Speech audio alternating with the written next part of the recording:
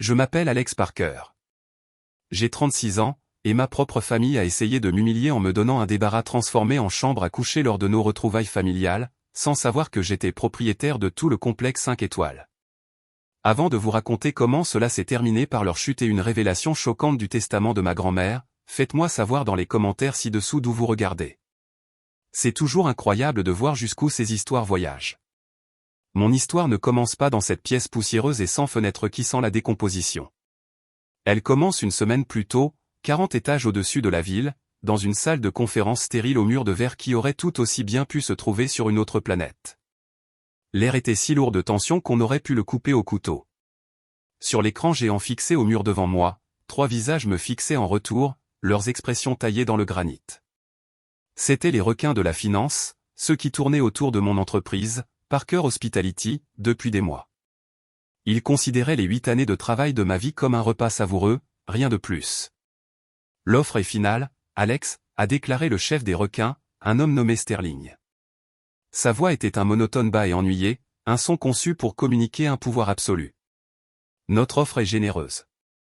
Les actionnaires verront que nous rendons l'offre publique la semaine prochaine. Donc, à moins que vous n'ayez miraculeusement trouvé un chevalier blanc dans votre poche arrière, cette conversation est terminée. Ma mâchoire me faisait mal à force de la serrer. Chaque hôtel, chaque employé, chaque expérience client que j'avais méticuleusement conçue, il parlait de tout cela comme si ce n'était que des chiffres sur une page. J'avais bâti cette entreprise à partir d'une simple auberge de bord de route délabrée pour en faire une marque synonyme de qualité et de soin. C'était mon bébé, et ces hommes menaçaient de le démolir et de le vendre à la ferraille. Je devais être un fantôme pendant les 10 prochains jours. Mes avocats étaient clairs, toute activité inhabituelle, toute transaction importante, toute attention du public pourrait être déformée par l'équipe de Sterling et utilisée pour effrayer le conseil d'administration. Je devais être ennuyeux. Je devais être invisible. C'est alors que mon téléphone, posé face cachée sur l'acajou poli, a vibré. Une vibration forte et insistante contre le bois, une distraction que je ne pouvais pas me permettre. Je l'ai ignoré. Les lèvres minces de Sterling se sont incurvées en un semblant de sourire. Quelque chose de plus important, Parker ? Avec un soupir, j'ai retourné le téléphone. L'écran s'est illuminé avec un message de mon jeune frère, James. C'était une photo d'un complexe de montagnes à couper le souffle, des poutres de bois majestueuses et d'immenses fenêtres reflétant un ciel bleu saphir. La légende dans notre groupe de discussion familiale était triomphante à en donner la nausée. Salut tout le monde, grande nouvelle. Ma promotion s'accompagne d'une prime massive. Donc, j'offre à toute la famille une semaine à l'Eagle Peak Lodge, le lieu 5 étoiles le plus exclusif de la région, récemment rénové. Je m'occupe de tout. Préparez-vous à être gâtés. Mon estomac s'est serré. Avant même de pouvoir traiter l'image, un deuxième message, un message privé juste pour moi, est apparu en dessous. Salut, frangin. Je sais que les choses sont difficiles pour toi. Ne t'inquiète pas pour le coup. Je m'en occupe. Essaie juste de prendre quelque chose de correct à porter, d'accord ? C'est un endroit chic. J'ai fixé les mots, et le neuf-froid familier de ressentiment s'est tordu dans mes entrailles. C'était le même ton condescendant et apitoyant qu'il avait utilisé toute ma vie. L'enfant chéri jetant magnanimement quelques miettes à son frère aîné en difficulté. L'ironie de tout cela était stupéfiante. Eagle Peak Lodge. J'ai dû me retenir physiquement de rire à haute voix. Le complexe avait été rebaptisé il y a 2 mois, prenant une respiration lente et délibérée, j'ai forcé mes traits à prendre un masque neutre et j'ai regardé l'écran. Messieurs, ai-je dit, ma voix incroyablement calme. Une affaire de famille est survenue qui nécessite mon attention. J'aurai besoin de quelques jours. Sterling haussa les épaules, un geste de dédain. Prenez votre temps. Nous n'allons nulle part. Le temps presse, Parker. L'appel s'est terminé, plongeant la salle de conférence dans un silence inquiétant. Il n'y avait que moi, la ligne d'horizon de la ville et 2 mondes qui s'entrechoquaient. D'un côté, une bataille d'entreprise pour l'âme de mon entreprise. De l'autre, une réunion de famille conçue pour souligner mes échecs perçus. Et au centre de tout cela se trouvait le Saphir Summit, ma dernière acquisition, le joyau de ma couronne, l'endroit même que mon frère avait choisi pour m'humilier. Un lent sourire s'est étalé sur mon visage. Ce n'était pas un sourire heureux. C'était le sourire d'un homme à qui on venait de remettre une arme chargée au milieu d'un combat au couteau. J'ai pris mon téléphone et j'ai composé le numéro de mon bras droit, mon directeur général le plus fiable, Marcus. Marcus, ai-je dit, ma voix basse et ferme. Ils arrivent. Un soupir las est venu de l'autre bout du fil. Alex, tu es sûr de ça maintenant? Avec la situation de Sterling, c'est trop risqué. C'est la couverture parfaite, Marcus, ai-je rétorqué, le plan se précisant dans mon esprit. Je dois être invisible pendant une semaine. Qu'est-ce qui est plus invisible qu'Alex Parker, le directeur d'hôtel décevant en voyage familial payé par son riche jeune frère? Les enquêteurs de Sterling ne me regarderont même pas. J'ai fait une pause, mon esprit se reportant à une vieille promesse.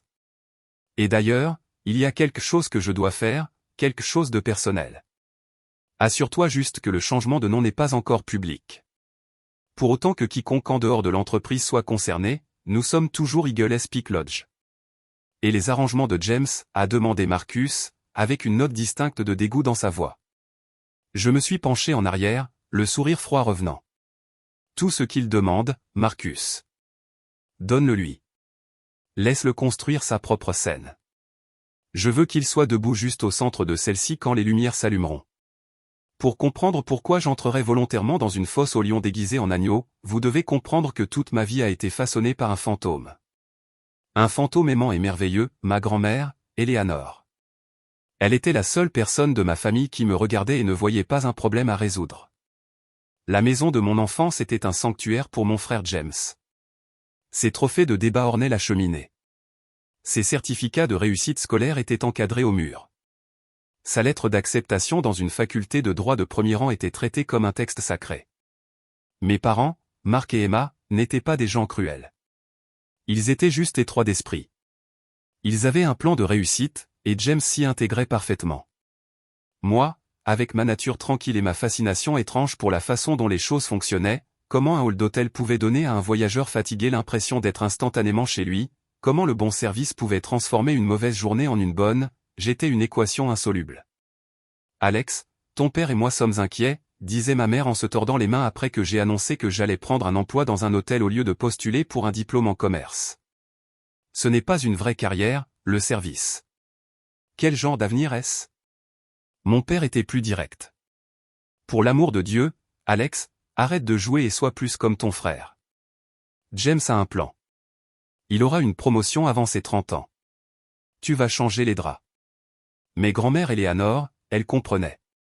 Elle s'asseyait avec moi sur sa balançoire de Porsche, l'air épais de l'odeur des roses de son jardin. Et elle écoutait. Elle écoutait mes rêves de créer non seulement des bâtiments, mais aussi des expériences. Il y a de l'honneur dans le service, Alex, m'a-t-elle dit, sa main ridée et chaude recouvrant la mienne. Faire en sorte qu'une personne se sente vue et soignée est l'un des emplois les plus importants au monde. Ne les laisse jamais te faire sentir petit pour vouloir faire ça. L'été de mes 22 ans, elle s'éteignait. Le cancer lui avait volé son énergie, mais il ne pouvait pas toucher la lumière dans ses yeux. La dernière fois que je l'ai vue, elle m'a appelé à son chevet. La pièce sentait les vieux livres et la lavande, un parfum que j'associerai toujours à l'amour inconditionnel. Elle a poussé une petite boîte de bois de cerisier foncé dans mes mains. Elle était vieille, finement sculptée et étonnamment lourde. C'est ton héritage, mon cher garçon, a-t-elle chuchoté, sa voix un fil fragile de son. Ce n'est pas une fortune. Tes parents s'occuperont des actions et de la propriété. Ils croient en ce qu'ils peuvent compter. Je crois en ce que je peux ressentir, et je sens que tu es destiné à de grandes choses. J'ai essayé de m'y opposer, les larmes me montant aux yeux. Grand-mère, je n'ai pas besoin de... Chut, maintenant. Elle a mis un doigt sur mes lèvres. À l'intérieur, tu trouveras un peu d'argent, assez pour planter une graine. Mais plus important encore, il y a une lettre. Elle est scellée. Son regard s'est fixé sur le mien, féroce et clair. Tu n'ouvriras pas cette lettre tant que deux conditions ne seront pas remplies. Promets-moi, Alex, c'est mon dernier souhait. N'importe quoi, grand-mère. Premièrement, a-t-elle dit, son souffle se coupant, tu dois sentir au plus profond de ton âme que tu as vraiment construit un foyer pour les autres, quelque chose de réel, quelque chose qui t'appartient, quelque chose dont tu es fier, pas pour quelqu'un d'autre, mais pour toi. Et deuxièmement, ai-je demandé, la voix rauque. Tu dois l'ouvrir en présence de toute la famille. Mark, Emma, James, tous. Ils doivent être là. Ils doivent l'entendre. Pourquoi, ai-je demandé, confus. Pourquoi doivent-ils être là? Un sourire triste et connaisseur a effleuré ses lèvres. Parce que, mon cher Alex, ils écoutent avec leurs yeux. Ils ont besoin de voir ton succès avant de pouvoir entendre la vérité. C'est la seule façon. Promets-le-moi. Je te le promets, grand-mère, ai-je juré, serrant la boîte contre ma poitrine. J'avais l'impression de tenir son cœur même. Elle est décédée 2 jours plus tard. Les funérailles ont été une affaire sombre. Mon père m'a tapoté le dos avec une sympathie maladroite. Elle t'aimait beaucoup, a-t-il dit, comme si c'était une énigme curieuse. De l'autre côté de la pièce, James était déjà en pleine conversation avec notre oncle Richard, un avocat d'affaires puissant, discutant de potentiels stages d'été. Je me suis tenu seul, le poids de ma promesse s'installant profondément dans mes os. Cet héritage est devenu mon arme secrète. Ce n'était pas seulement de l'argent, c'était un mandat. C'était la foi de ma grand-mère rendue tangible. Pendant que James contractait des prêts étudiants et menait la grande vie à la faculté de droit, je menais une double vie. Le jour, j'étais voiturier, apprenant les noms des riches clients et la sensation d'une voiture de luxe. La nuit, j'étais auditeur de nuit dans un motel miteux et délabré à la périphérie de la ville, apprenant à équilibrer les comptes, à gérer les clients ivres et désordonnés et à réparer un robinet qui fuit à 3 heures du matin avec une clé et une prière. J'ai absorbé toutes les facettes de l'entreprise, de la plomberie aux états des profits et pertes. C'est dans un hôtel fatigué et historique de la ville que j'ai rencontré Marcus. Il était le directeur général, un vétéran grisonnant et cynique de l'industrie qui avait tout vu et qui comptait les jours jusqu'à sa retraite. Je n'étais qu'un gamin à la réception, mais j'ai vu la gloire fanée de l'hôtel et son potentiel. Je l'ai harcelé sans relâche avec des idées, un nouveau plan marketing, un programme de fidélité pour les clients, un partenariat avec une brasserie locale. J'ai laissé des notes détaillées et des propositions sur son bureau. Un soir, il m'a trouvé dans l'arrière-bureau longtemps après la fin de mon quart de travail, en train d'esquisser une refonte du hall sur une pile de serviettes. Il est resté là en silence pendant 1 minute entière, juste à me regarder. Finalement, il a parlé. « Tu n'es pas juste là pour encaisser un chèque, n'est-ce pas, gamin ?» Ce fut le début de la relation professionnelle la plus importante de ma vie. Il m'a pris sous son aile. Il m'a enseigné la finance, la gestion du personnel syndiqué, la navigation dans les permis de la ville, les milliers de détails invisibles qui élèvent un hôtel d'un endroit où dormir à une destination. Il était le mentor dont je n'avais jamais su que j'avais besoin. Quand je me suis finalement senti prêt, j'ai pris l'argent de la graine de ma grand-mère et mes propres maigres économies et j'ai fait quelque chose de fou. J'ai acheté un motel en faillite de 20 chambres qui était au bord de la saisie. C'était un gouffre financier. Le toit fuyait, le câblage était un risque d'incendie et sa réputation était nulle. La première année a été brutale. J'ai failli tout perdre.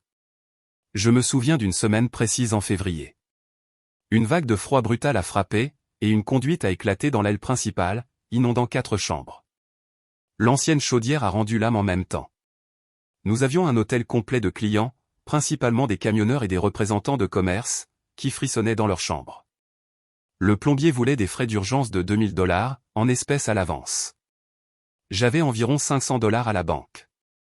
J'étais debout dans l'eau glacée jusqu'aux chevilles à 2 heures du matin, en pensant, c'est ça. C'est fini. Je l'ai déçu. J'ai appelé Marcus, ma voix tremblant de froid et d'échec. Je ne peux pas faire ça, Marcus. Je suis dépassé. Je vais devoir me déclarer en faillite. Il y a eu une pause à l'autre bout du fil. Puis sa voix bourrue m'a sorti de mon apitoiement. Alors, déclare-toi en faillite ou pas. Est-ce le premier tuyau qui ait jamais éclaté dans l'histoire des hôtels? Est-ce la première fois qu'il fait froid? Tu m'as dit que tu avais une vision pour cet endroit. Tu penses qu'une vision a peur d'un peu d'eau? Va au magasin de bricolage. Achète tous les radiateurs d'appoint qu'ils ont. Va au restaurant du coin. Achète du café et des beignets pour tous tes clients. Excuse-toi personnellement auprès d'eux. Et ensuite, appelle ce plombier et propose-lui un plan de paiement ou un échange ou quelque chose. Arrête de te victimiser et commence à être un gérant, bordel. Ces mots ont été comme une gifle. Il avait raison. J'ai passé les 48 heures suivantes sans dormir. J'ai déplacé les clients. J'ai distribué des couvertures. J'ai versé des tasses de café sans fin. J'ai négocié un accord avec le plombier. Je n'ai pas seulement sauvé l'hôtel, j'ai gagné la fidélité de mes clients et de mon petit personnel. Cette crise a été mon creuset. Il a fallu 2 ans de ce genre de travail incessant, destructeur d'âme et finalement exaltant, mais nous avons transformé ce motel en The Willow, un hôtel de charme chic et très bien coté. Les bénéfices de The Willow ont acheté mon 2e hôtel. Le 2e a acheté le 3e et le 4e. Au cours des 8 années suivantes, j'ai tranquillement construit Parker Hospitality. Je n'ai jamais cherché d'investisseur. J'ai réinvesti chaque centime de profit dans l'entreprise. J'ai rencontré Olivia lorsqu'elle était la brillante designer montante que j'ai embauchée pour rénover le hall de ma 3e propriété. Notre connexion a été immédiate, un langage commun d'esthétique et de but. Nous sommes tombés amoureux devant des plans et des échantillons de tissus. Elle est devenue l'âme créative de ma marque et l'encre de ma vie. Pendant tout ce temps, j'ai gardé mon succès croissant secret de ma famille. Je n'ai jamais voulu leurs éloges s'ils étaient entachés par la connaissance de ma richesse. Mais plus que cela, j'attendais le bon moment, le bon endroit pour réaliser le dernier souhait de ma grand-mère, ce qui m'a ramené au présent. La tentative de rachat hostile de Sterling était une menace directe pour tout ce que j'avais construit. Les conseils de mon équipe juridique étaient absolus. Fais profil bas. Sois l'homme ennuyeux et sans importance que ta famille pense que tu es, avait dit mon avocat. Ironiquement, j'ai expliqué la convergence impossible des événements à Olivia alors que nous étions assis sur le balcon de notre appartement, les lumières de la ville scintillant en dessous. « Es-tu absolument certain de ça, Alex ?» a-t-elle demandé, son sourcil froncé d'une véritable inquiétude. « Tu vas droit dans une embuscade. Tu sais comment ils sont. » Et avec le Sterling deal à son point le plus critique, cela semble être de la folie. C'est de la folie calculée, lui ai-je assuré en prenant sa main. C'est la couverture parfaite. Personne ne soupçonnerait jamais le frère aîné malchanceux lors d'une réunion de famille d'être le PDG orchestrant une défense de plusieurs millions de dollars contre une prise de contrôle. Ça me sort du radar. J'ai serré sa main et j'ai souri. C'est au Saphir Summit. Ils verront le signe. C'est la seule chance que j'aurai peut-être de les réunir tous en un seul endroit pour voir ce que j'ai construit, pour enfin ouvrir cette lettre. Elle a soupiré, un doux son de résignation. Elle comprenait le poids de cette promesse. D'accord, a-t-elle dit. Mais tu m'appelles si ça devient trop. Ne les laisse pas te briser. Ils ne peuvent pas briser ce qu'ils ne comprennent pas. J'ai dit que cette fois, je n'allais pas seulement endurer, j'allais diriger. La scène était en train d'être mise en place, et je connaissais parfaitement mes répliques. Mon frère James a orchestré son grand plan avec la satisfaction suffisante d'un joueur d'échecs qui croit avoir 3 coups d'avance sur un amateur. Dans son esprit, la réunion de famille n'était pas seulement des vacances, c'était une pièce de théâtre soigneusement construite, et il en était l'écrivain, le réalisateur et la vedette. Le thème, son succès glorieux juxtaposé à mon échec tranquille et persistant. Son premier acte de mise en scène concernait mon hébergement. Me donner la chambre la moins chère n'était pas assez subtil. Il voulait créer une sorte de misère spéciale, une insulte personnelle enveloppée dans un paquet de prévenances feintes. J'ai vu toute cette affaire sordide se dérouler plus tard, grâce au registre numérique méticuleusement tenu de notre nouveau système de gestion. James n'avait pas utilisé le site web. Il avait appelé la ligne de réservation principale du complexe, obtenant un agent junior nommé Kevin au téléphone. D'après l'enregistrement de l'appel, je pouvais entendre le charme sirupeux et travaillé de James dans sa voix. « Bonjour, Kevin. Je m'appelle James Parker. Je réserve un grand voyage familial, plusieurs de vos meilleures suites, en fait. » Il a fait une pause, laissant cela s'installer. Maintenant, j'ai une demande un peu inhabituelle pour mon frère aîné. C'est un homme très simple, vous voyez, très terre à accent grave terre. Tout ce luxe, il a prononcé le mot comme si c'était de mauvais goût, le met très mal à l'aise. Il est beaucoup plus heureux dans quelque chose de plus traditionnel, voire de rustique. Je vois, monsieur, a répondu Kevin, sa voix jeune et désireuse de plaire. Nous avons de belles chambres classiques avec vue sur la forêt. Non, non, c'est encore trop, a interrompu James doucement. Je regardais une ancienne carte du complexe en ligne quand c'était Eagle Peak, et j'ai vu des chambres marquées comme ailes patrimoniales près de l'entrée de service. Elles ne sont probablement pas sur votre liste de réservation principale, mais ce serait parfait pour lui. Ça le ferait se sentir beaucoup plus chez lui. Vous savez, c'était le coup de maître. Il inventait une catégorie, lui donnant un nom charmant et la présentant comme une faveur pour moi. Monsieur, je ne vois aucune chambre patrimoniale et dans notre système, a dit Kevin, confus. Alors James a agité l'appât. Écoutez, Kevin, je suis sur le point de dépenser plus de 20 000 $ ici. Si vous pouvez faire en sorte que ce petit arrangement spécial se produise pour moi, je m'assurerai de vous remettre personnellement un pourboire très généreux lors de mon départ. Disons 500 $ en espèces juste pour être si serviable.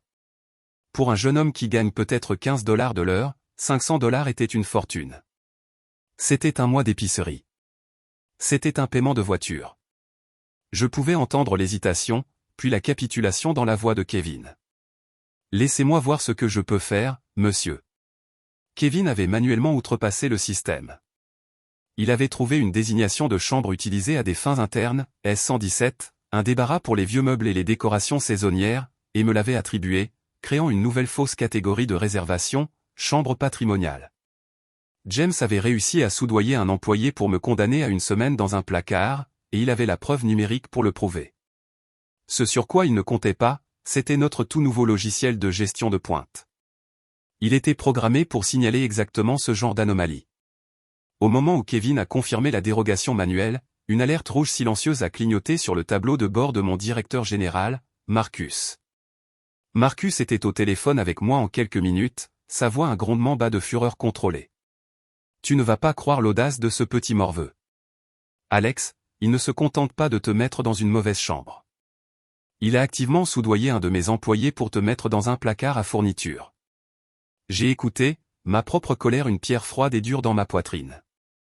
C'était tellement plus pathétique que je ne l'aurais imaginé. Ce n'était pas une blague, c'était un acte calculé et malveillant. Et ce n'est pas tout, a continué Marcus, sa voix tendue. Il a versé la compte pour toutes les activités de la famille, le golf, les forfaits spa, la dégustation de vin privé, sur son American Express. J'ai passé le numéro de carte dans notre système, Alex, la carte a une limite de crédit de 6 000 $, et il y a moins de 500 $ de crédit disponible dessus. Il est impossible qu'elle couvre la facture finale. Tout était là, le château de cartes, la performance désespérée, la fausse promotion, le besoin frénétique de projeter une image de richesse qu'il n'avait pas. C'était un imposteur, et il était sur le point de faire de sa propre famille les victimes de son escroquerie. Quelle est la stratégie, patron, a demandé Marcus. Je peux faire en sorte que la sécurité le rencontre dans le hall et l'escorte hors de la propriété pour tentative de fraude. Je peux renvoyer Kevin tout de suite. Non, ai-je dit, ma décision instantanée et absolue. Tu ne fais rien à Kevin. En fait, fais-le venir dans ton bureau. Explique-lui que nous savons ce qui s'est passé et qu'il a été mis dans une situation impossible. Dis-lui que son emploi est sûr. Ensuite, donne-lui une semaine de congé payé, à compter immédiatement. Dis-lui que nous aurons besoin d'une déclaration signée de sa part quand il reviendra. Ce n'est pas le méchant ici, Marcus. C'est notre témoin vedette. Et James? Laisse la réservation telle qu'elle, ai-je dit, ma voix se durcissant, et documente tout. Je veux un dossier sur lui qui étoufferait un cheval. Je veux chaque reçu qu'il signe, chaque demande spéciale qu'il fait, chaque appel téléphonique enregistré. Ce n'est plus seulement un drame familial, c'est une affaire commerciale. Le jour des retrouvailles est arrivé. J'ai gravi la route de montagne sinueuse dans ma modeste berline de 4 ans, un choix délibéré. J'ai regardé la Mercedes rutilante de mon père et la toute nouvelle BMW de mon oncle me dépasser sur la dernière ligne droite. Je me suis garé sur le parking réservé au personnel, à des kilomètres de l'entrée des clients avec voiturier, et je me suis faufilé par une porte latérale. J'ai rencontré Marcus dans son arrière-bureau, une pièce bourdonnant de l'efficacité tranquille d'une opération bien menée. Il m'a remis 2 cartes clés. L'une était une simple carte en plastique blanc avec l'S117 écrit dessus au marqueur. L'autre était une lourde carte clé noire avec le nouveau logo élégant du complexe, la clé principale de la suite Penthouse. La scène est prête, a dit Marcus en secouant la tête. Je pense toujours que tu es certifiablement fou de faire ça. Plus l'ascension est haute, plus la chute est dure, ai-je répondu en empochant les 2 clés. Olivia est arrivée juste au moment où j'allais partir. Elle avait fait le trajet pour me souhaiter bonne chance avant de retourner en ville pour un dîner crucial avec un client. Elle ne serait de retour que le dernier soir. Elle m'a pris dans ses bras, son étreinte étant serrée et intense. N'oublie pas qui tu es, Alex, a-t-elle murmuré à mon oreille. Ne laisse pas leur bruit noyer ta propre voix. Je l'ai embrassé, puisant de la force dans sa confiance en moi. Ne t'inquiète pas, ai-je dit. C'est moi qui ai le micro cette fois-ci. Je me suis dirigé vers le grand hall juste au moment où le clan Parker descendait en une vague de bagages coûteux et de voix fortes. Mon père, Mark, m'a fait un signe de tête rapide, ses yeux parcourant mon simple pantalon et ma veste avec un air de déception familier et léger. Ma mère, Emma, s'est précipitée pour me donner une étreinte rapide et superficielle qui ressemblait plus à une obligation sociale qu'à un geste d'affection maternelle. Puis est arrivé James, le héros conquérant, avec sa petite amie, Melissa, accrochée à son bras comme un sac à main de créateur. Melissa était une vision de perfection organisée. De ses cheveux professionnellement bruchés à ses ongles impeccablement manucurés, son sourire était éblouissant, mais ses yeux étaient perçants et constamment en train de scruter, d'évaluer la richesse qui l'entourait. James rayonnait, dégageant une énergie suffisante et propriétaire, comme s'il avait personnellement sculpté les montagnes à l'extérieur. Le voilà, a tonné James, me tapant sur l'épaule avec assez de force pour me faire trébucher. Content que tu aies pu venir, grand frère. Ne t'inquiète pas, tu vas adorer cet endroit. Il s'est dirigé d'un pas arrogant vers la réception où un cadre supérieur, qui avait été soigneusement informé par Marcus, attendait avec un sourire professionnel. James a pris les paquets de cartes clés préparés et a commencé sa performance, les distribuant comme un monarque bienveillant, accordant des cadeaux à sa cour. Maman, papa, vous êtes dans la suite panoramique. La vue est tout simplement à couper le souffle, a-t-il annoncé avec emphase. Oncle Richard, tante Victoria, vous avez le loft avec vue sur la montagne. Sophia, Nathan, vous allez devenir fou. Tante Linda, oncle Robert, vous êtes dans la suite avec jardin juste à côté du spa, comme vous le vouliez. Chaque annonce était accueillie par un chœur de halètements performatifs et de remerciements effusifs. Mon oncle Richard, l'avocat, rayonnait, tu t'es surpassé, mon fils. Un véritable honneur pour le nom Parker. Ma tante Victoria publiait déjà des photos sur son Instagram, avec un regard de contentement sublime sur son visage. Finalement, alors que tous les autres tenaient leurs luxueuses clés de suite, James s'est tourné vers moi. Il a tenu une seule carte clé blanche d'aspect triste entre son pouce et son index. Il a fait une pause, savourant le moment, s'assurant que tous les yeux de la famille étaient sur nous. Un petit sourire cruel et triomphant jouait sur ses lèvres. Et Alex, a-t-il dit, sa voix résonnant d'une fausse sympathie. Je t'ai eu la chambre héritage. C'est tout ce qui restait dans le budget après avoir réservé ces suites incroyables pour tout le monde, mais je suis sûr que tu la trouveras confortable. Quelques rires étouffés sont venus de mes cousins Sophia et Nathan. Mon père a juste secoué lentement la tête, un soupir profond hélas s'échappant de ses lèvres. Un soupir qui disait, vous voyez, c'est ce que je dois supporter. J'ai avancé et j'ai pris la carte clé de sa main. Nos doigts se sont frôlés, et dans ce bref contact, j'ai senti le tremblement désespéré dans sa main. Il avait besoin de ça. Il avait besoin que je sois petit pour qu'il puisse se sentir grand. Je lui ai offert un petit sourire placide. Merci, James, ai-je dit, ma voix calme, mais portant facilement dans le hall soudainement silencieux. J'apprécie vraiment que tu aies pensé à moi.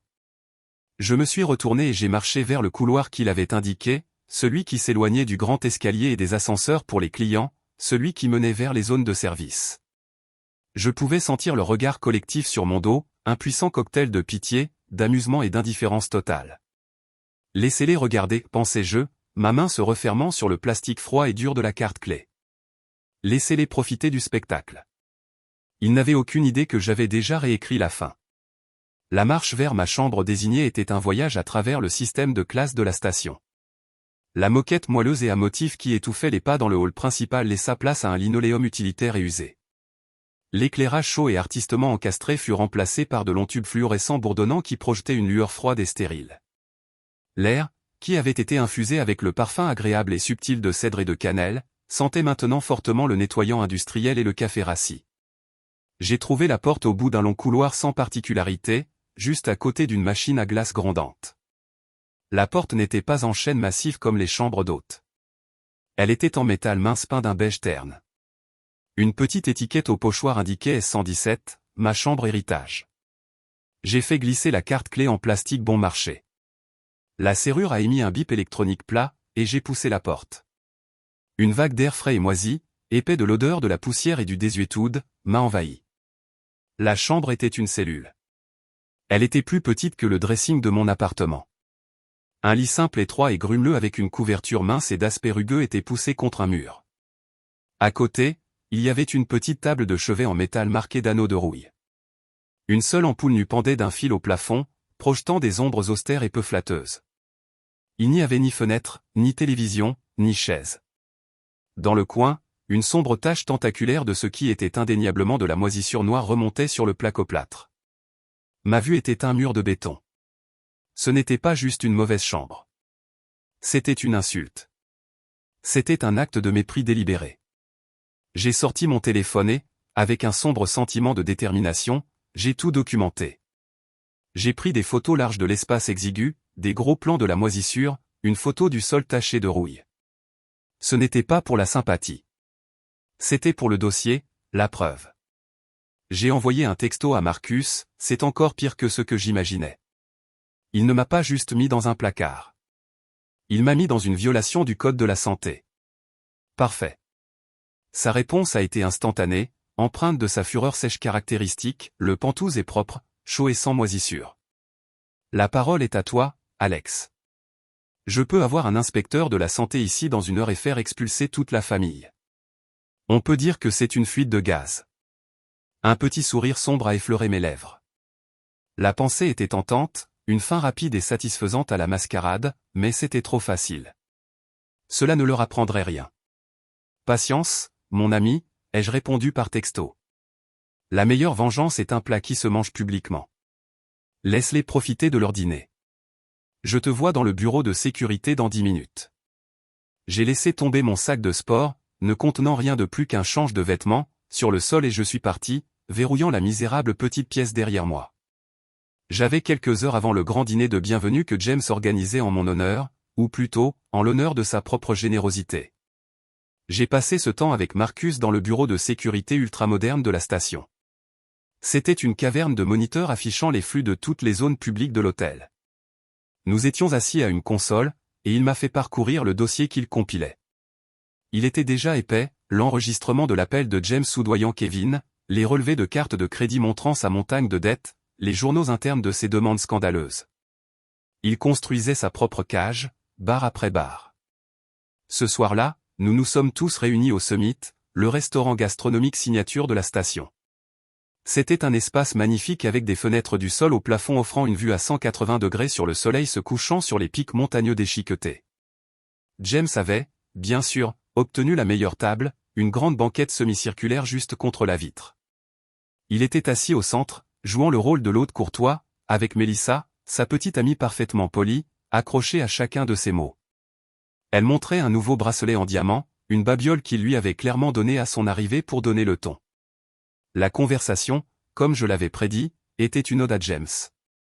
Les associés du cabinet parlent déjà de ma prochaine promotion, a annoncé James à haute voix, faisant tournoyer un verre de cabernet obscènement cher qu'il avait commandé. Le salaire de ce dernier sot était franchement insensé. Mais le prochain, on parle d'une toute nouvelle stratosphère. De l'argent qui change la vie. Mon père, Marc, rayonnait d'une fierté si intense qu'elle était presque douloureuse à regarder. C'est mon garçon, a-t-il dit, sa voix chargée d'émotion. Un esprit vif et un instinct de tueur. C'est la voix des Parker.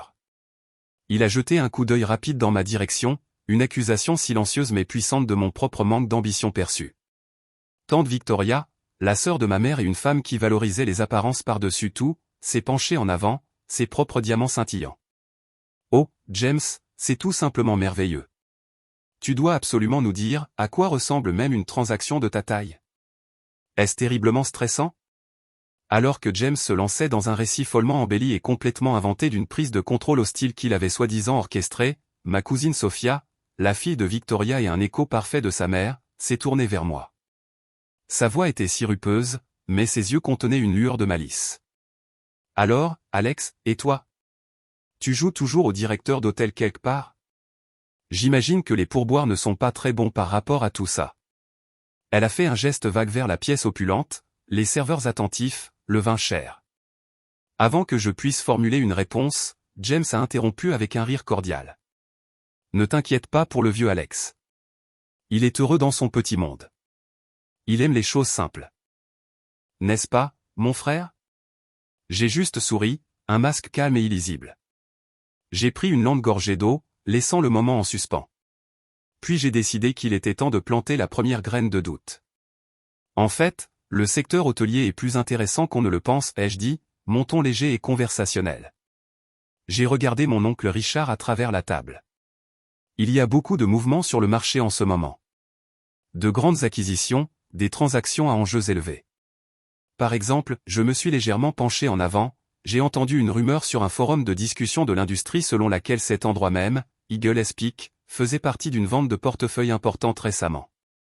Une transaction discrète, très secrète. Tu n'as rien entendu à ce sujet, oncle Richard? Ton cabinet s'occupe du droit des sociétés, n'est-ce pas? Tu dois entendre des murmures. Mon oncle, l'avocat, s'est arrêté avec sa fourchette à mi-chemin de sa bouche. C'était un homme qui s'enorgueillissait d'être informé. Je ne peux pas dire que j'en ai, a-t-il dit, un léger froncement de sourcils plissant son front. Je ne suis pas vraiment le secteur de l'hôtellerie. C'est un peu niche, mais je pouvais voir les rouages tourner. J'avais introduit une information qu'il ne possédait pas. J'avais parlé sa langue, la langue des transactions et des acquisitions. Il était intrigué et légèrement ennuyé. Ma cousine Rachel, la fille de tante Linda, était la seule qui semblait remarquer le subtil changement de dynamique. C'était une jeune femme réfléchie et observatrice, et elle m'a adressé un petit sourire interrogateur de l'autre côté de la table. La conversation est rapidement revenue à la glorieuse carrière de James, mais la graine était plantée. Le lendemain a apporté le niveau d'humiliation suivant. James avait organisé une matinée de golf sur le parcours privé de championnat de la station pour les hommes et un après-midi de spa somptueux pour les femmes. Mon nom était ostensiblement absent des deux listes. J'ai trouvé le groupe rassemblé dans le hall vêtu de vêtements de golf coûteux. J'ai approché James, feignant la confusion. « Et, à quelle heure partons-nous » Il a donné une performance magistrale d'excuses douloureuses, s'assurant que nos parents étaient à portée de voix. « Oh, mec, Alex, je suis tellement désolé.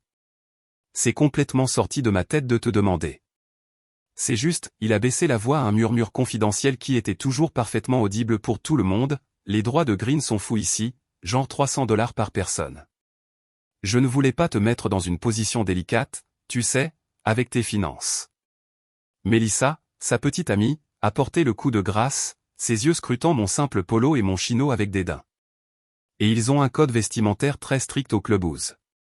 Tu as vraiment besoin de l'équipement approprié pour même passer la porte d'entrée. C'était une attaque parfaitement coordonnée conçue pour me dépeindre à la fois comme pauvre et sans classe. Rachel, qui venait de descendre les escaliers, a entendu l'échange, et son visage est devenu rouge de colère. C'est la chose la plus ridicule que j'ai jamais entendue. Je ne vais pas au spa si Alex ne peut pas aller jouer au golf. Ce sont des vacances en famille. J'ai apprécié sa loyauté plus qu'elle ne pourrait jamais le savoir. Je me suis approché et j'ai doucement mis une main sur son bras. C'est bon, Rachel. Honnêtement, c'est une belle journée. Je pense que je vais juste faire une randonnée. De plus, j'ai des appels de travail que je dois passer de toute façon. Va t'amuser. On se rattrape plus tard. Elle avait l'air tiraillée, mais elle a permis à sa mère, Linda, de la diriger vers l'entrée du spa. Alors que le reste d'entre eux se dirigeait vers la navette du club de golf, riant et plaisantant, me laissant seul dans le hall caverneux, j'ai ressenti cette vieille et familière douleur d'exclusion. Mais cette fois, elle ne s'est pas attardée. Ce n'était pas une blessure. C'était du carburant. C'était la goutte d'eau, l'insulte finale soigneusement documentée. Ils avaient clairement fait leur choix. Il était maintenant temps pour moi de faire les miens. La partie était terminée. Le règlement de compte était sur le point de commencer. Ce soir-là, après que la famille soit revenue de sa journée de loisirs exclusifs, rouge de soleil et de suffisance, j'ai envoyé un simple message au groupe de discussion familiale, j'espère que tout le monde a passé une bonne journée. Pour célébrer nos retrouvailles, j'ai pris la liberté d'organiser un dîner privé pour nous ce soir. 20h, la salle obsidienne. C'est moi qui régale. Les réponses ont été une parfaite illustration de la dynamique de ma famille. Ma mère a répondu instantanément avec une chaîne d'émojis de cœur, « Oh, Alex, c'est si gentil de ta part. Quelle merveilleuse surprise. » Ma tante Victoria a envoyé « la salle obsidienne. » J'ai entendu dire que c'était impossible à obtenir. Comme c'est excitant. Et puis est venu le message de James, dégoulinant de la condescendance à laquelle il ne pouvait résister. Waouh, flambeur. Tu es sûr de pouvoir te le permettre, mon frère? Ces salles privées sont chères. Mais bon, c'est toi qui vois. Ne sois pas en retard. Il n'en avait aucune idée. La salle obsidienne n'était pas seulement une salle à manger privée. C'était ma salle à manger privée. C'était un espace non répertorié réservé à mes partenaires commerciaux les plus importants et aux négociations sensibles. Elle était insonorisée, équipée d'un écran de présentation caché à la fine pointe de la technologie et disposée d'un balcon isolé avec la vue la plus imprenable et dégagée de toute la vallée.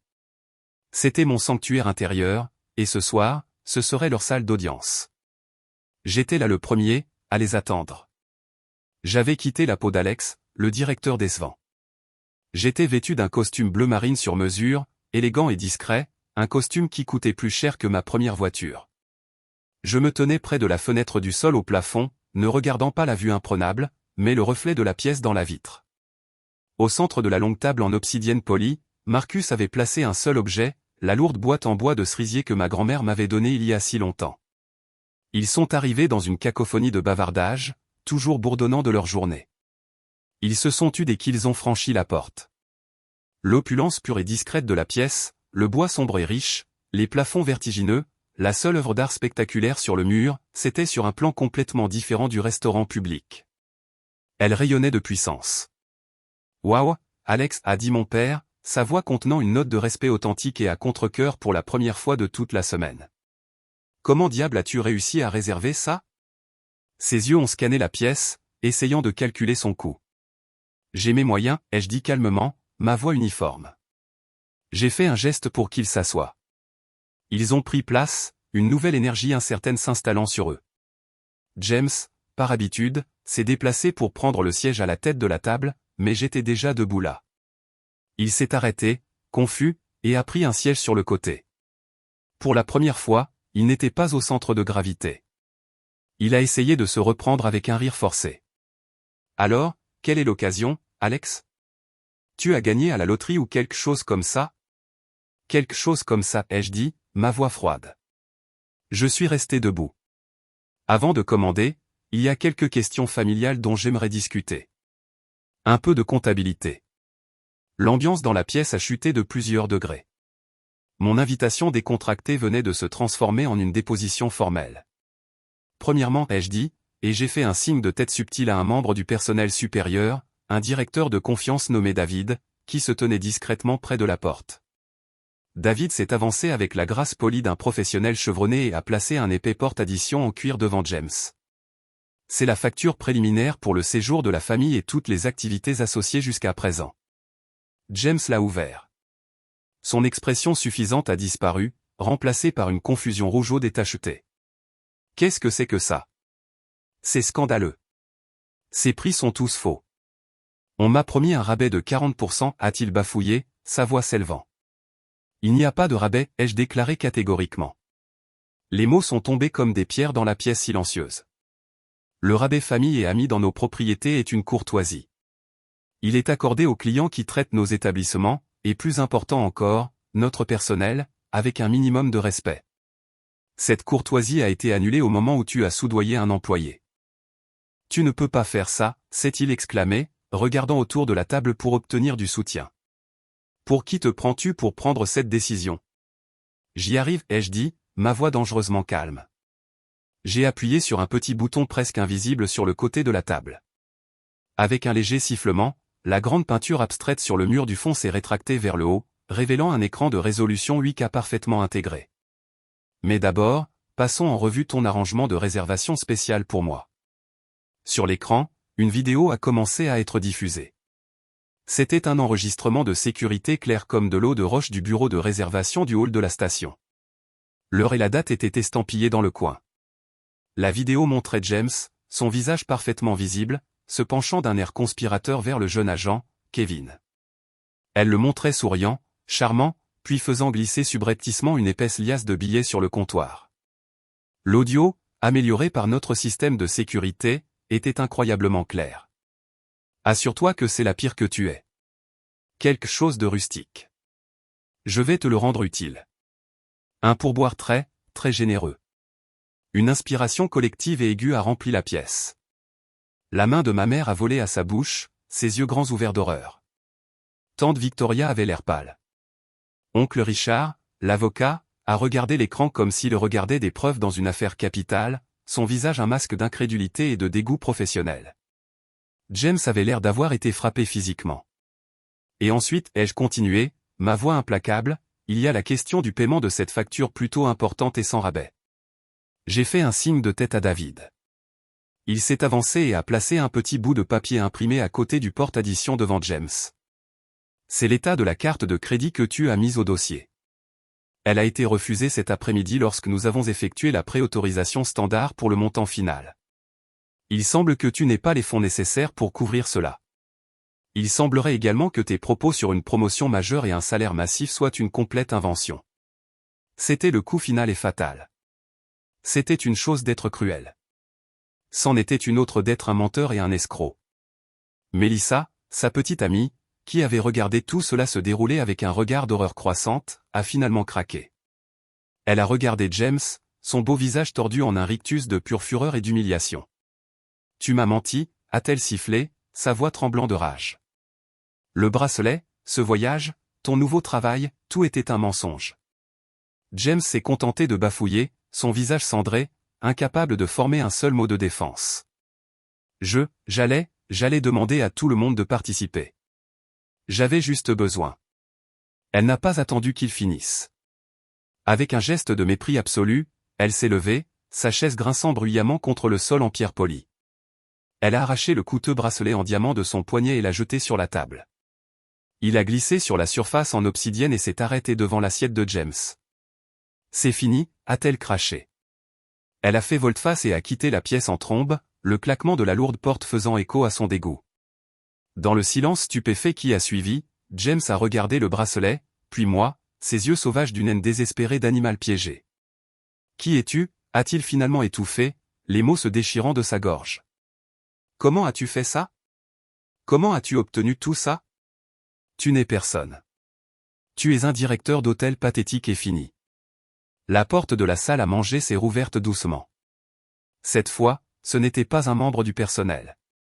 C'était Olivia. Elle était à couper le souffle, vêtue d'un tailleur pantalon élégant et impeccable, sa présence attirant instantanément l'attention de la pièce. Elle s'est dirigée directement à mes côtés, ses talons claquant doucement sur le sol, et a posé sa main sur mon bras, un simple geste de solidarité et de possession. « Il n'est pas directeur » a-t-elle dit, sa voix claire et froide, coupant l'air épais et toxique. Elle a laissé son regard balayer la table, s'attardant un instant sur mon oncle Richard. « Tu es un avocat d'affaires, n'est-ce pas, Richard ? Tu dois suivre le marché. Tu as sûrement entendu parler de l'acquisition discrète et hors marché de l'ensemble du portefeuille d'Eagle Peak il y a 6 mois. » J'ai vu le sang se retirer du visage de mon oncle alors que la dernière pièce du puzzle impossible s'est mise en place dans son esprit. Olivia a souri, une légère et dangereuse courbe de ses lèvres. « Permettez-moi de vous présenter à nouveau mon fiancé.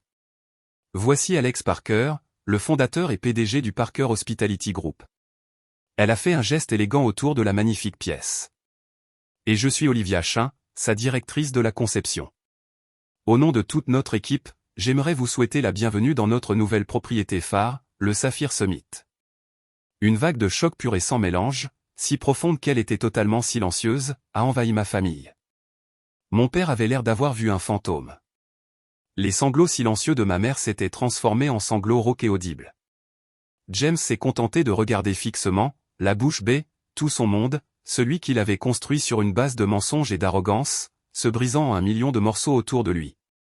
J'ai laissé le silence s'étirer, laissant le poids de la vérité s'abattre sur eux. Puis j'ai placé mes 2 mains sur la vieille boîte sombre en bois de cerisier que ma grand-mère m'avait donnée. Et maintenant, ai-je dit, ma voix calme mais portant le poids d'une décennie de lutte, de promesses et de douleur.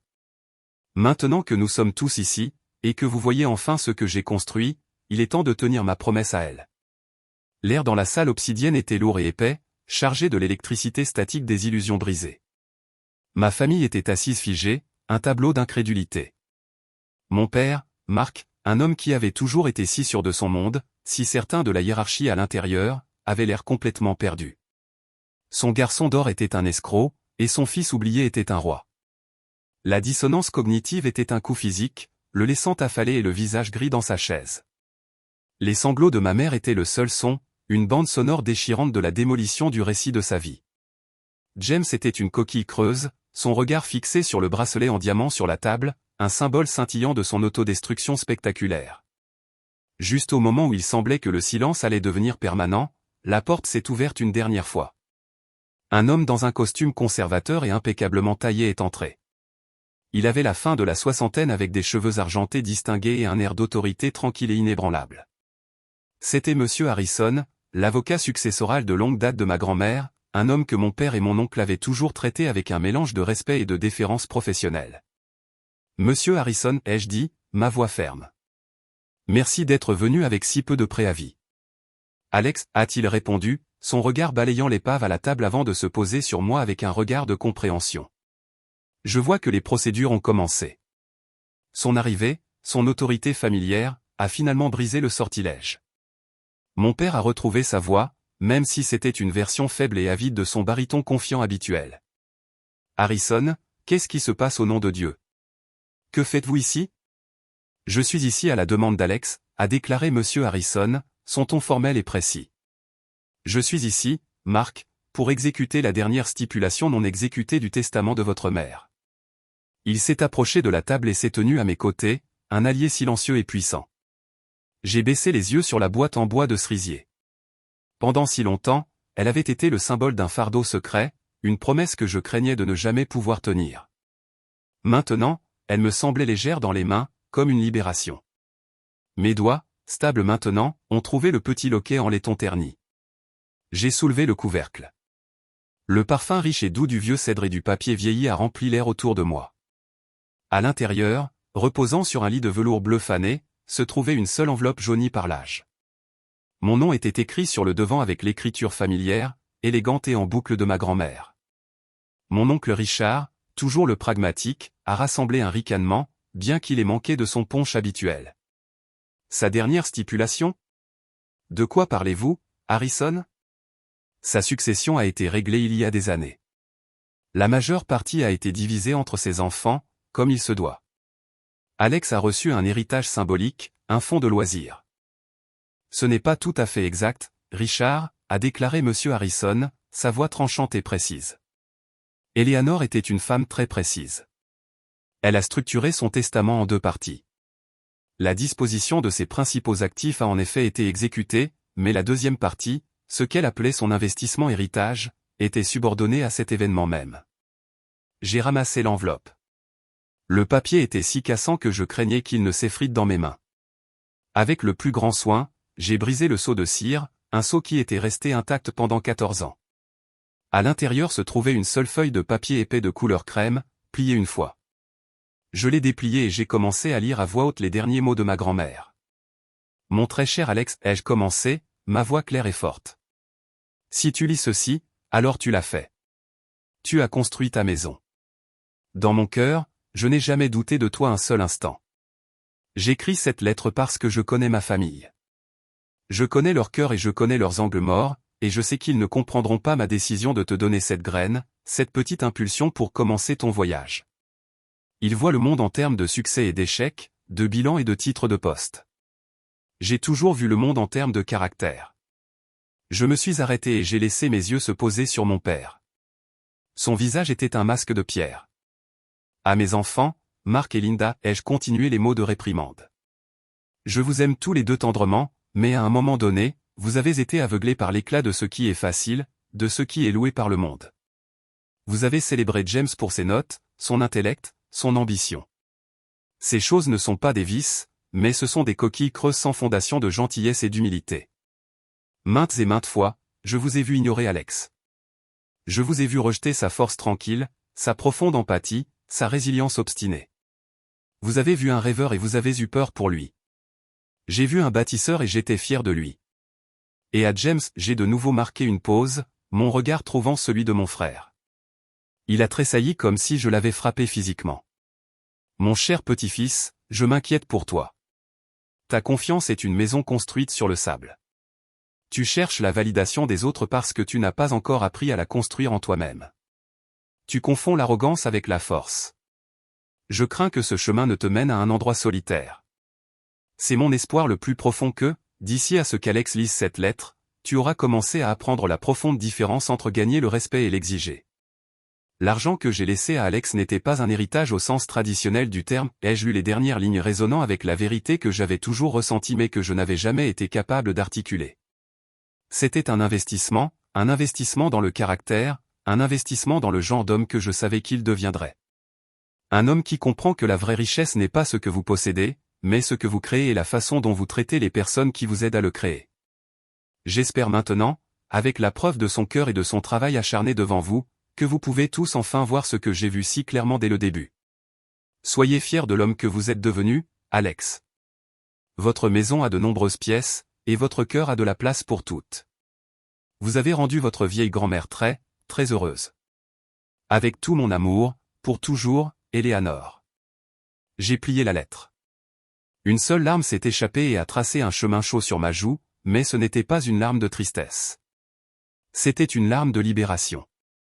La validation que j'avais passé toute ma vie adulte à courir après inconsciemment n'était pas venue des milliards que valait mon entreprise, des magnifiques hôtels ou des visages stupéfaits de ma famille. Elle est venue de ce morceau de papier, de sa croyance en moi. C'était un bouclier. C'était une clé. C'était tout. Le silence qui a suivi était différent. Il n'était pas choqué, il était funéraire. Monsieur Harrison l'a rompu, son ton passant de sentimental à clinique. Il a tourné son attention vers James, qui avait l'air petit et brisé. James, comme la lettre de votre grand-mère l'a si perspicacement noté, vos actions vous ont mené à un endroit difficile. Nous avons plusieurs questions juridiques sérieuses à discuter. La première est la question de votre facture impayée et substantielle avec cet établissement. La deuxième, et de loin la plus grave, est la preuve évidente de la corruption d'employés et de la tentative de fraude à la carte de crédit. Il a laissé le mot fraude planer dans l'air comme une guillotine. En vertu de la loi de l'État, a poursuivi Monsieur Harrison, sa voix détachée, Alex et le Parker Hospitality Group ont tout à fait le droit d'engager des poursuites pénales. Compte tenu des preuves documentées, une condamnation serait très probable. Ce serait un événement très public, très permanent et très dommageable pour vous, et par extension, pour tout le nom de la famille Parker. James a finalement levé les yeux, son visage un gâchis de terreur brute et de honte abjecte. Non, s'il vous plaît, Alex, ne le faites pas, a-t-il murmuré, les mots à peine audibles. J'ai regardé mon frère, l'enfant d'or, et je n'ai rien ressenti, ni haine, ni colère, ni même satisfaction, juste une vaste pitié vide. Il n'était pas un méchant. Il était juste un homme faible et profondément insécurisé qui avait été étouffé par les attentes qu'il essayait désespérément de maintenir. Je ne vais pas t'envoyer en prison, James, ai-je dit, ma voix calme, mais ça se termine maintenant. Tout ça. Il y a des conséquences réelles. J'ai regardé Monsieur Harrison, ma voix ferme. Je crois que James a des biens, un condo, une voiture, un petit portefeuille d'actions. Il va tous les liquider immédiatement.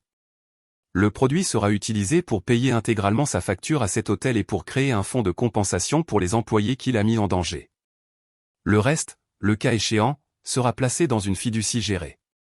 Il ne peut accéder à cette fiducie qu'après avoir occupé un emploi stable et honnête vérifié par des déclarations de revenus pendant une année civile complète. Ce n'était pas une punition conçue pour l'humilier davantage. C'était un chemin structuré vers la réalité.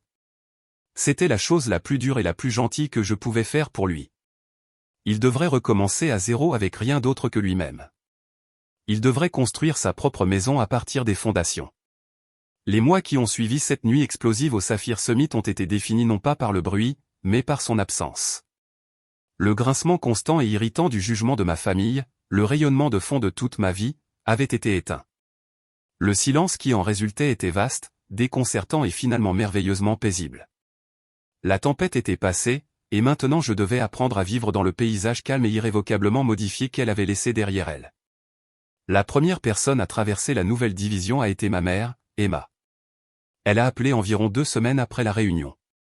J'ai vu son nom sur l'écran de mon téléphone et je me suis préparé à des accusations ou à des larmes, mais sa voix quand elle a parlé était petite et hésitante, dépouillée de sa certitude sociale habituelle. C'était la première fois qu'elle m'appelait juste pour parler. Alex, c'est ta mère. Salut, maman. Je sais. Comment vas-tu? Je ne sais pas, a-t-elle admis, et cette honnêteté était si surprenante qu'elle m'a déséquilibré. J'ai beaucoup pensé à tout, à la lettre de ta grand-mère. Elle a fait une pause, et j'ai pu entendre sa faible et tremblante inspiration. Elle avait raison, Alex. Nous étions si fiers des choses que nous pouvions montrer, les notes, les récompenses, le titre du poste. Nous étions tellement concentrés sur la surface brillante du succès que nous n'avons jamais pris la peine de regarder les fondations. Nous étions aveugles, et je suis tellement terriblement désolé pour tout ça. Ce n'était pas un coup de baguette magique. Cela n'a pas effacé instantanément 36 ans de sentiment d'être une réflexion après coup, mais c'était réel. C'était une fissure de lumière sous une porte qui avait été verrouillée pendant toute ma vie. Nous n'avons pas parlé longtemps, mais c'était la conversation la plus sincère que nous ayons jamais eue. Nous avons commencé à parler une fois par semaine après ça. Les appels étaient maladroits au début, pleins de longues pauses alors que nous naviguions dans le champ de mine de notre passé commun, mais lentement, péniblement, nous avons commencé à construire un petit pont fragile vers une sorte de nouvelle relation. Mon père, Marc, était une toute autre histoire. Il s'est retiré dans une forteresse de fierté blessée. Il n'a pas appelé. Il n'a pas envoyé de SMS. Quand ma mère le mettait au téléphone, ses réponses étaient sèches, monosyllabiques. Le choc de cette nuit-là ne l'avait pas humilié, il l'avait rendu furieux. Dans son monde noir et blanc, j'avais enfreint les règles. J'étais non seulement devenu plus prospère que son enfant d'or, mais je l'avais fait d'une manière qu'il ne comprenait ni ne respectait, et ensuite j'avais tendu un miroir à toute la famille, exposant la pourriture qu'il avait refusé de voir. Sa fierté était un mur, et pendant très longtemps, elle a semblé insurmontable. James, comme promis, a disparu. Il a fait exactement ce qu'on lui a dit. Monsieur Harrison a supervisé la liquidation de ses actifs, le condo Tapa accent Graveleuil dans la ville, la voiture de sport ostentatoire, le petit portefeuille d'actions dont il aimait se vanter. Tout a été vendu. La facture au Saphir Summit a été payée intégralement.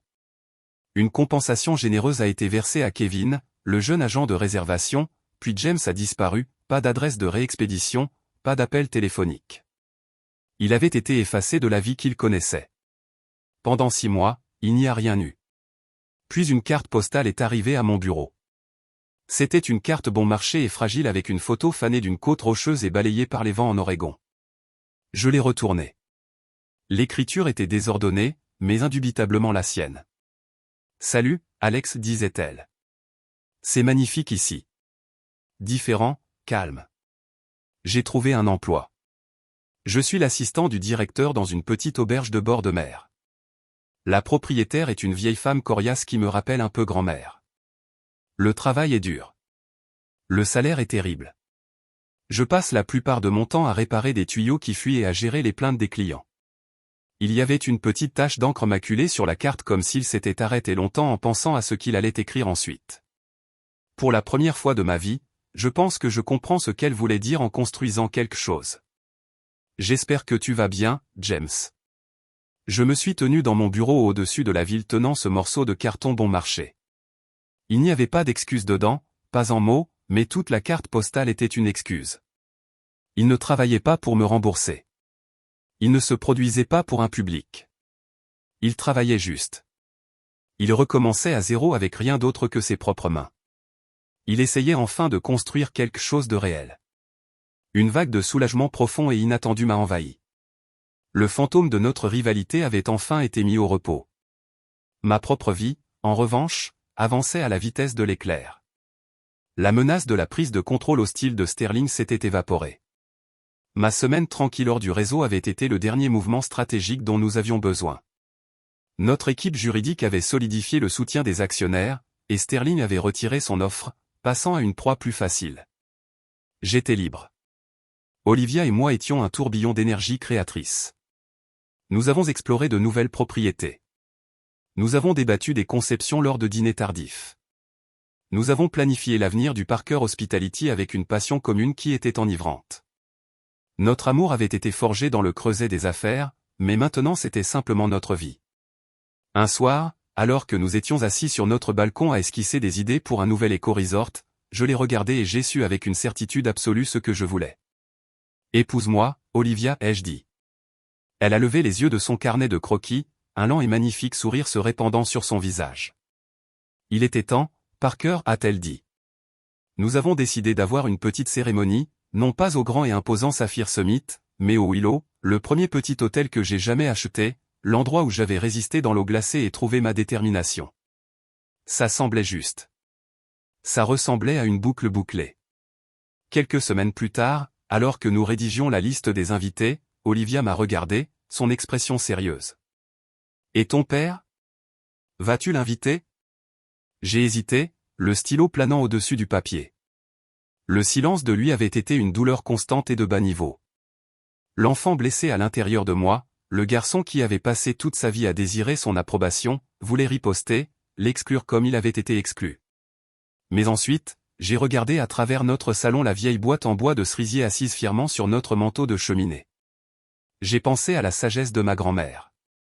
J'ai pensé à une conversation que j'avais eue avec Olivia tard un soir alors que je luttais contre la colère que je ressentais encore. C'est comme si tu avais besoin de divorcer de l'attente de qui il devrait être, avait-elle dit doucement, et d'accepter simplement qui il est. Elle avait raison. Je n'étais plus ce gamin. J'étais un homme construisant sa propre famille, son propre monde selon ses propres termes. Mon bonheur ne dépendait plus de son approbation. Oui, ai-je dit, ma voix ferme avec une nouvelle clarté. Je vais l'inviter. Je vais inviter ma mère, et je vais envoyer une invitation à l'auberge en Oregon pour James. J'ai regardé Olivia, ma partenaire, mon égale, la co-architecte de ma vie. Qu'ils choisissent ou non de se présenter, c'est leur décision. C'est hors de mon contrôle. Mais ma porte sera ouverte. Ma maison a de nombreuses pièces. Il y a une place pour eux s'ils le veulent. Alors que j'écrivais leur nom sur les invitations, j'ai senti une dernière chaîne lourde tomber. Je ne les envoyais pas par obligation, par espoir ou par colère. Je les envoyais parce que j'étais libre, libre du passé, libre de choisir, libre de construire l'avenir que je voulais. Le jour de notre mariage était baigné dans la douce lumière dorée d'une fin d'après-midi d'automne. C'était parfait, non pas à cause d'une grande extravagance, mais à cause de sa profonde et simple réalité. Nous avons tenu la cérémonie dans la cour du Willow, mon premier hôtel, l'endroit où mon rêve avait survécu à sa première véritable épreuve. Le vieux saule pleureur qui a donné son nom à l'auberge s'est dressé comme notre témoin silencieux et feuillu, ses branches tendues avec des centaines de petites lumières féeriques chaudes. L'air sentait la fumée de bois, les feuilles tombées et la douce promesse d'un nouveau départ. Notre liste d'invités était petite et intime, une collection organisée des personnes qui avaient construit cette vie avec nous, la famille chaleureuse et riante d'Olivia, mes amis les plus proches qui avaient été là pendant les années de vache maigre, et mes collègues les plus dignes de confiance, dirigés par Marcus, son visage habituellement bourru adouci par un sourire fier alors qu'il se tenait à mes côtés comme mon témoin. Ma mère, Emma, était là. Elle avait l'air plus heureuse et plus en paix que je ne l'avais jamais vue. Quand elle m'a serré dans ses bras avant la cérémonie, son étreinte était solide, ancrée et réelle. « Je suis si fier de l'homme que tu es, Alex, a-t-elle murmuré, et pour la première fois, j'ai su qu'elle parlait de l'homme, pas du PDG. Ma cousine Rachel était là aussi, vibrante et pleine d'énergie, maintenant une étoile montante dans notre département marketing, son avenir une route brillante et ouverte. À ma sincère surprise, James est venu. Il est monté en voiture depuis l'Oregon, paraissant plus mince et altéré par les vents côtiers, mais ses yeux étaient clairs et stables. L'énergie agitée et arrogante avait disparu, remplacée par une humilité tranquille et autonome. Il n'a pas essayé de faire le tour de la salle ou d'attirer l'attention. Il a trouvé une place au dernier rang et a simplement regardé, un petit sourire sincère sur son visage. Après la cérémonie, il s'est approché de moi, non pas avec un discours dramatique, mais avec une simple et ferme poignée de main. « Félicitations, Alex, a-t-il dit, regardant de moi à Olivia. Elle est merveilleuse. Vous avez tous les deux l'air très heureux. » C'était tout, et c'était plus que suffisant. La plus grande surprise, cependant, a été mon père. Il est venu. Il a conduit lui-même, arrivant juste au moment où la cérémonie allait commencer. Il se tenait tout au fond des invités rassemblés, l'air maladroit et déplacé dans son costume sombre formel, une figure solitaire au bord de notre cercle de joie. Tout au long de la cérémonie et de la réception qui a suivi, il a gardé ses distances, un observateur silencieux.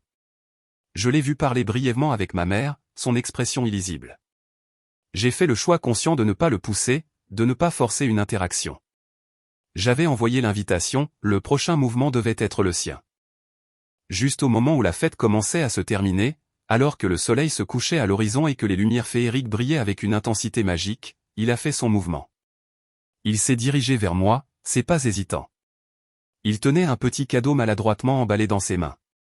Il s'est arrêté devant moi, et pour la première fois de ma vie, je l'ai vu non pas comme le patriarche dominant et critique de mon enfance, mais comme il était, un vieil homme luttant contre le lourd poids de sa propre fierté et une vie de croyances erronées.